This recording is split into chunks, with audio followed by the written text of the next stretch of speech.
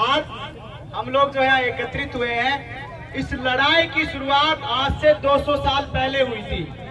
1824 में जब रियासतों और अंग्रेजों के बीच में समझौते हुए, तो जो समझौता हुआ वो अंग्रेजों और रियासतों के बीच के समझौते थे, लेकिन वो थोप दिए गए। हम सभी जो स्वतंत्र लोग थे, जो खेती किसानी और आदिवासी से जुड़े हुए लोग थे, उन पे थोप दिए गए। और उसकी शुरुआत जो हुई वो पूरे देश भर में एक बहुत बड़े विद्रोह से हुई।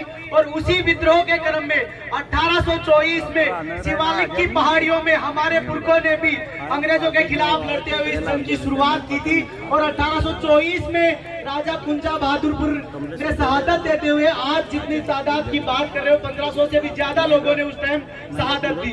2024 में इस लड़ाई को 200 साल पूरे होने वाले हैं।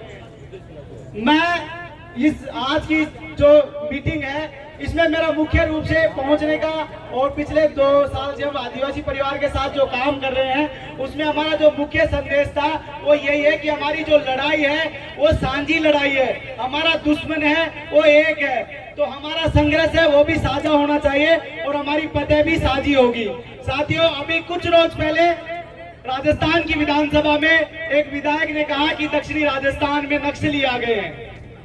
उसके कुछ दिनों बाद में यहाँ से हमारी बातचीत हुई और उसी विधायक की छाती पे हमने वहीं पे कांतिभाई रोहतकर, अंतुष भाई वगैरह सब साथी आए थे, वहीं पे राणा पुंडा भील की मूर्ति का उद्घाटन करवाया और वहीं से ऐलान किया कि वो जो नक्सली थे, जो दक्षिणी राजस्थान के थे, वो आज तेरी विधानसभा में भी आ गए हैं। तो साथियों, मैं गुर्जर कबीले से आता हूं, बस 2 ही मिनट में अपनी बात को समाप्त करता हूं। काफी मतभेद ऐसे रहे हम लोगों के, जिनमें कई बार आपसी झगड़े भी रहे और कई बार अत्याचार भी है। अगर कोई ऐसा अत्याचार है तो मुझे खुली दिल से मानते हुए उसके लिए माफी भी मांगनी चाहिए और आगे प्रयास करना चाहिए कि हम लोग इकट्ठे होकर लड़ाई लड़े। दूसरी बात, हम जो गुर्जरों का इतिहास है, देवनारायण जी से जुड़ा हुआ जो हमारा इतिहास है, हमारे पुरखे हैं, उसमें देवनारायण जी को जिंदा बचाने का अगर किसी कौम ने काम किया तो वो भील थे।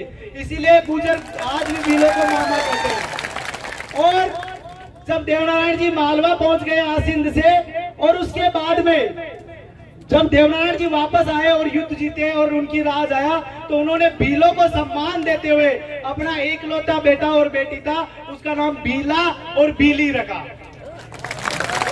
इसके अलावा दूसरी लड़ाई जब मानगढ़ में गुरु गोविंद लड़ रहे थे, उधर बिजोलिया के अंदर राजस्थान और देश दुनिया का बड़ा किसान आंदोलन हुआ, उसको विजय सिंह पथिक जी लीड कर रहे थे।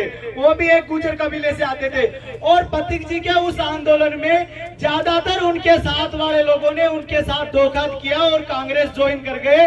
लेकिन एक आदमी ने अपनी जान तक दी और उनका साथ नहीं छोड़ा, नानक जी भील। हम वादा करके जाते हैं, अगर भील प्रदेश बनता है, और आपको भी पता है ये बनेगा, हमारे संघर्ष से बनेगा, तो जगह जगह हम नानक जी भील की भी मूर्तियां लगाएंगे। साथियों, भीलवाड़ा के कई साथी, जब हम आदिवासी परिवार की मीटिंगें करते हैं भीलवाड़ा में, तो भीलवाड़ा के बहुत से साथियों का एक शिकायत सी रहती है कि भील प्रदेश का जो नक्शा बनाया है उसमें भीलवाड़ा को शामिल नहीं किया गया।